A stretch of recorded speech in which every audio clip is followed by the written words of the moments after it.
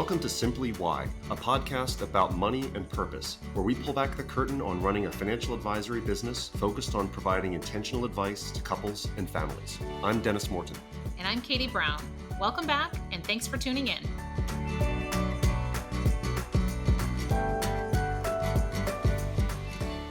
Katie and I are going to be talking about the questions to ask a financial advisor. And we've been handing out this list of questions on our website and in different forms for years and years. But we just came back from a conference, Katie, the Wealth Management Edge Conference. A lot of great takeaways from it, one of which really jumped out at us that we might be advising clients not to ask the right questions at this point.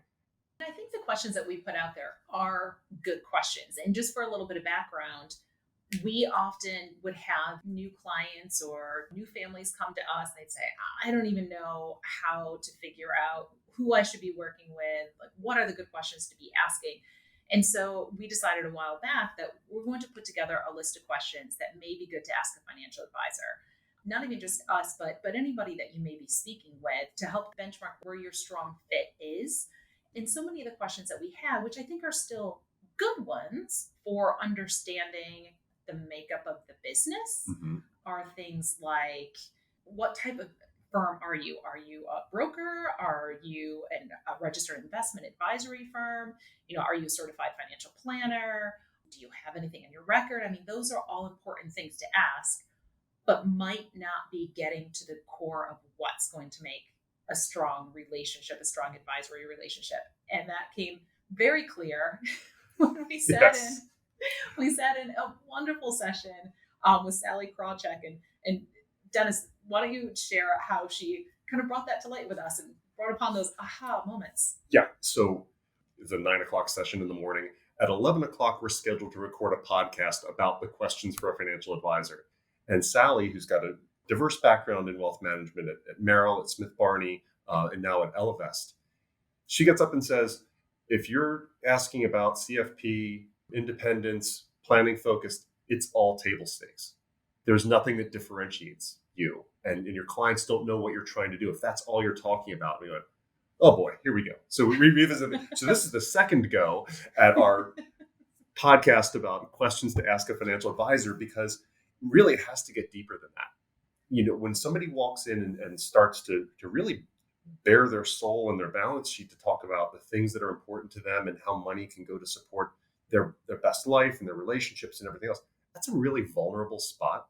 And if we're coming back with things like, I'm a CFP, I work with this number of people, this is how my business is designed, that's great, but it's not meeting them where they are. It's not the advisor adding the why behind what they do and really creating that vulnerability that goes both ways in a relationship to get started. So we're going to revisit our questions for a financial advisor and go to that deeper next level. So if you're thinking about interviewing someone, you're trying to figure out if your advisor is the right fit for you, what kinds of things should you be asking? Katie, I think one of the first questions that somebody should ask is, why are you in this business in the first place? What's your why? Yeah, that is so important, because not only does that get at, their passion and their drive, but also the experience and how the advisor may have lived it or witnessed it. And so much of that just really does drive that connection. I would say for me, one of my primary whys is just witnessing in families where financial plans have gone sideways. And very personally, within my extended family, there was a situation where we had a family member pass away without a will, without insurance, and really with no communication with their spouse.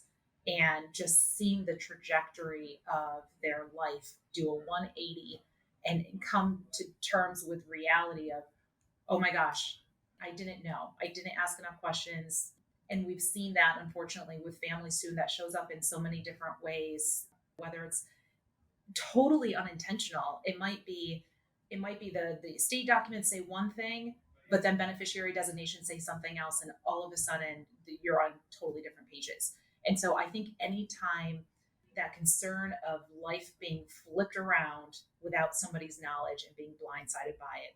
That's my why, because I've seen the challenges of that, and I don't want that to happen for the families that we work with, for anybody.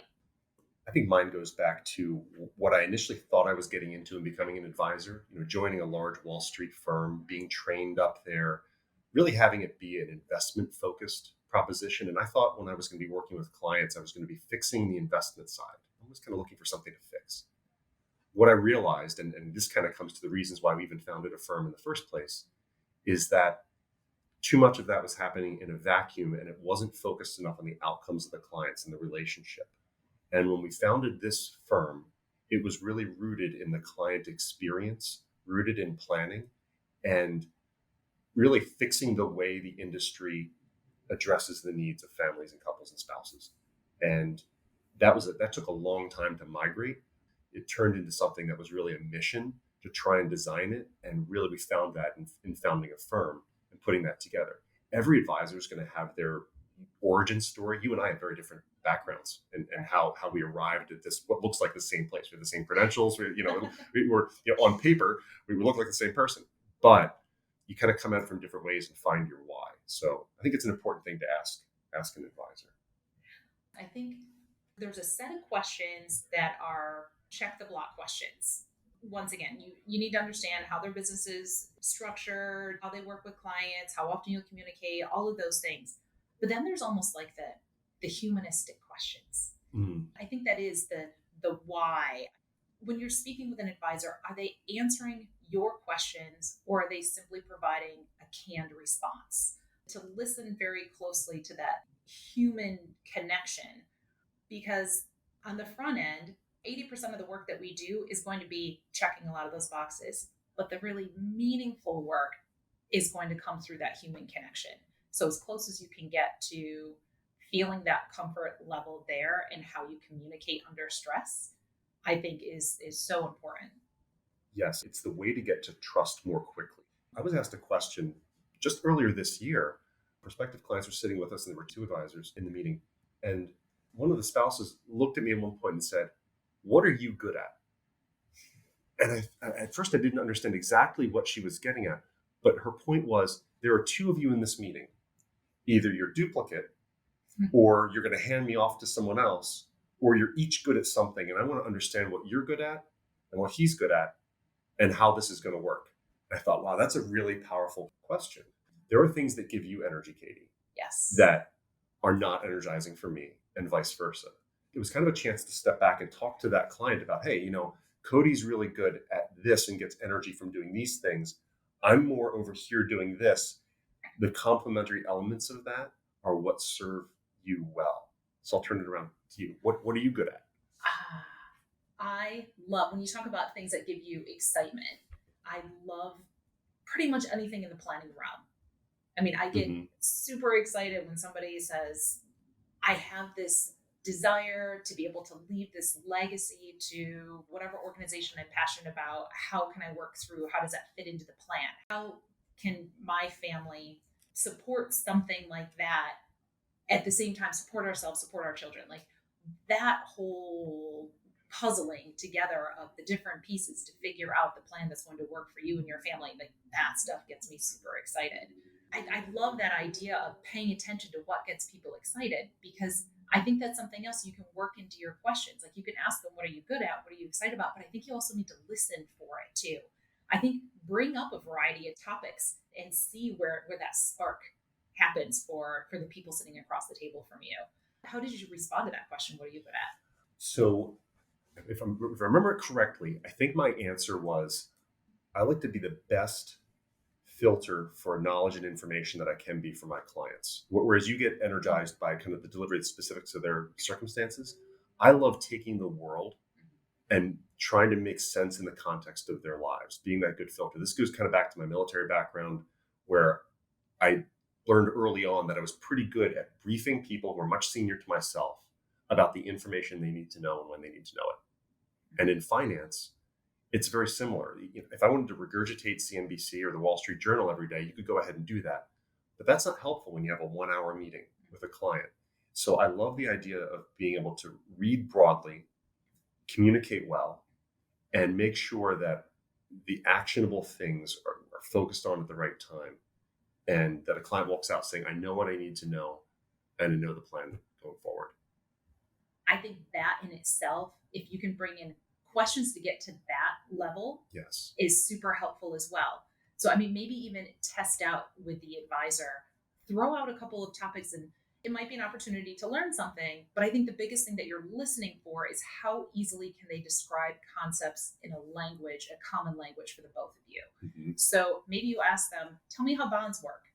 That could be a fairly benign question. Great question. But just listening to how they react to that and how simplified or complicated their response is, are you talking the same language? I think probing on a couple of different topics in a couple of different ways just to see how that communication is going to flow is super helpful. Yeah. Yeah. You brought up a great point. So as you're asking these questions, you should be looking for the energy that the advisor has. Are they doing the same boilerplate thing for you that they do for tens, hundreds, who knows how many number of families? And this is just the deliverable that you get to benefit from? Or are they energized by this type of conversation? And you pick up on that. So it goes both ways. My wife Gina and I used to talk about this all the time. We would observe other relationships. We'd say, "Oh, he's just not that into her." And you remember there was a movie and a book by that title. He's just not that into you. So no, I never read the book. I think you saw parts of the movie. I've seen parts of the movie. I looked it up on IMDb, and first of all, you could not put this cast together again. It was Ben Affleck and Jennifer Aniston and Bradley Cooper and Scarlett Johansson. Anyway, but the premise of the book and the movie is that in a successful relationship, there's some pursuit involved. It's not people sitting back passively doing things. There has to be a pursuit in a relationship. Otherwise, he's just not that into you. So you want to look for, is the advisor really engaged? Is it coming back the other way in these answers to questions, and kind of do you feed the energy of the advisor? It's funny that you bring that up because I've served on different nonprofit boards, and oftentimes there's institutional money that's to be managed. We don't personally manage institutional funds because we love to focus on the family relationships, but to be part of the RFP process, like going out there to select fund managers for the institutional money, I was just recollecting back to a time when I did this before, and I remember we put out the original RFP to a dozen different firms. And there were probably 3 or 4 that immediately off the top we said, nope, that's not it, because they didn't read our questions and answer them directly. It just felt like the responses were very canned. And just from the get-go, you could recognize, they really don't care about this.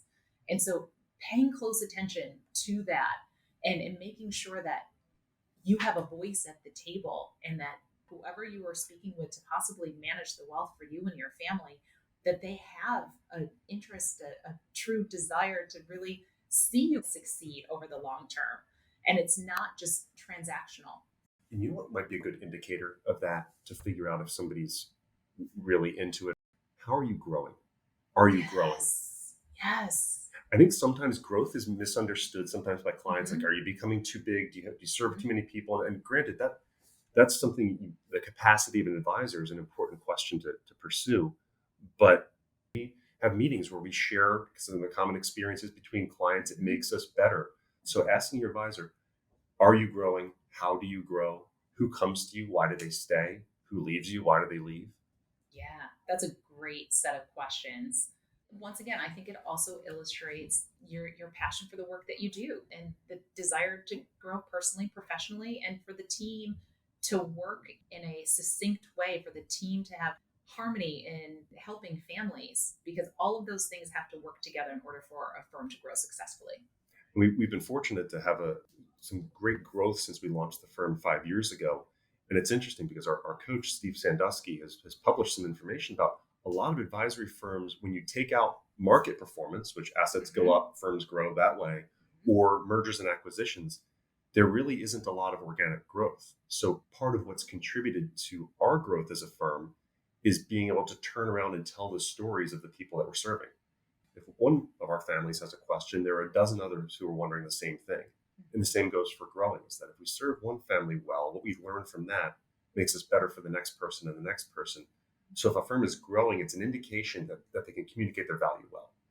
And I think it's a constant seek for best practices, a constant seeking of technology, and reaching outside of the office to figure out who's doing this really well, and how do we bring some of those best practices here to serve our clients better. Because growing is it's a function of, once again, so many different facets of the business running in harmony together. And so that seeking of education, that seeking of processes, that seeking of technology, and everything else, and how to bring it in the best possible for the end client, I think is so important. Now that brings up another question that was floating the other day: is how do you stay on top of your game? And I think this could cover any number of things, because one, how do you stay on top of your game professionally? How do you stay on top of your game personally? And how do you bring that balance to bear for me, the client? Gosh, how much time do we have? There's a lot in there. There should be. Honestly, There should be a lot in that answer. I think I start from the standpoint, let's go back to the growth question for a minute, because when you're growing, serving more families, learning more from each family, and I believe wholeheartedly, the more you learn, the more you realize you don't know. Yes. And so I think that constant feeling of there's so much more to learn. And so to be as much of a sponge as I can be for seeing what other advisors are doing, having conversations at conferences, or even yesterday, I had a great conversation with an advisor at a different RIA practice, and he actually reached out to say, hey, can we collaborate on some of the services that you're using, the things that you're doing for your clients? And so the opportunity to collaborate with other firms, reading, listening. You mentioned Steve Sandusky, our coach. He puts out a wonderful amount of different pieces of content. He has a couple of podcasts that we follow as well, between Now and Success, and then also he has a Barron's podcast. But just there's so much content from people that I respect in the industry, even just picking up the news flow as much as possible. So many different areas to learn and stay on top of what's happening. First of all, we're an independent firm, so we're not part of multi-thousands of people organization. You must have to go outside these walls to seek out ideas sometimes. Our community involvement, you mentioned serving on board of directors for nonprofits, everything else. I think sitting around a table with really smart women and men from different industries as they make important decisions about meaningful things and have high-level conversations is an important way to inform our leadership, inform our communication. There have been plenty of crises here in the last few years, the nonprofits that have worked through, and you and I have been fortunate to be a sponge at a table as people are making consequential decisions. And that makes us better as leaders. It makes us better as advisors. So it's kind of reaching outside of the industry sometimes to bring in those ideas and habits. And I think it's balancing different perspectives too, and different sources of information, because we can pick up pieces of information in the news flow. Once again, a lot of things happening. This is 2023, and earlier this year there was I'm going to call it the banking crisis. And so to read about what's happening in the banking systems, but then to go have conversations with a variety of different people that we know within the banking industry to say, okay, how is that showing up for you personally? It balances out what we read to what we see to what we hear all together, and then bringing some of that forward. I think staying on top of your game is about being well-rounded. I think you hit the nail on the head. I think there has to be a level of engagement where you're reaching outside, because if it's all about what's happening on the statements, if it's all about what the markets did the other day, there's no context to it. And I think you want to try and determine through good questioning, is your advisor someone who's staying on top of his or her game? What questions shouldn't you ask? What questions don't make the cut? Or might not be a good use of your time in trying to find your financial advisor? I mean, I always caution against too many performance-specific questions. Those may play a larger role, or maybe more important, when once again you're managing institutional money that may have an infinite timeline, or endowments that money is invested forever theoretically, versus families. If you're talking about your own family and your wealth, your performance numbers are going to be more driven by what you need as a family, what you're trying to accomplish, and where your risk level comes into play there, like where your personal risk tolerances are and your personal philosophies around money. That's what's going to drive the performance. So I wouldn't spend too much time asking how have your portfolios performed, because I don't think that gets at what is going to help you, Mr. and Mrs. Smith, be successful in your personal lives. What are some questions that you often hear or may hear on occasion from people? I think when anything that veers too far away from the things that you can control, really, we talk about our investment philosophies rooted in the things we control, diversification, behavior, cost, all of those things. Mm-hmm. If you start talking about responses to the markets or what's a prediction, what's the market going to do in the future, that's just not a good use of time. Frankly, I like the fact that you brought in the humility thing earlier, that the more you spend time in this business, the more you realize how little you know. Mm-hmm. And if you start sensing that there's an arrogance or a lack of humility or curiosity in the way that your advisor is speaking about the markets, that should be a little bit of a red flag. Yes, your advisor should be curious about you and what you're trying to do. If there was one word that you would use to describe how someone feels about their advisor when it's coming out of that initial meeting. At the end of the day, like, you want to walk away feeling like this person truly has the ability to create a relationship with my family where I know that they are going to care about us. They're going to care about our successes. They're going to care about our outcomes. And I know I'll get a caring response Empathy, when I need really. them. Empathy. Yes. Yeah. I just kept coming back to, in thinking about the outcome or what you're looking for, it's about communication going both ways. And when it comes to advisor-client communication, it's either intimate and effective, or it's not and it's not. Mm-hmm. And I think some of the questions we talked about today should be fair game to talk about. They're not common questions, a lot of them, but we're going to be revisiting them. We're going to revisit our website, go back through, and really create some more vulnerable questions that can be a more effective way to determine if this is the right advisor for you. And my closing thoughts would be, as you're going through and you're trying to find a good fit for an advisor for you, to not spend as much time on the nuts and bolts as you might have expected to. If you're in there and you're talking to the advisor for an hour and 45 minutes of the time is really just getting to know each other on a personal level, you know they have the credentials, you know that they have a good reputation, you know that they have a solid process for what they do, then having those softer conversations, I know from our perspective, those are sometimes some of my best moments with clients, because it really helps me to better understand what their true intentions are with their wealth, where their passions are, what's going to help fulfill them personally, because that's what your wealth is there for, is that.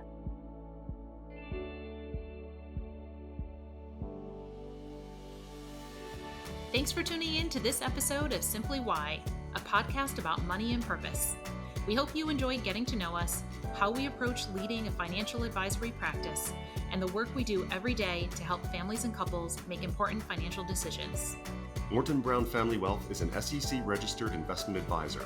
This podcast is designed for educational and informational purposes and not intended as investment advice. More information can be found at www.mortonbrownfw.com.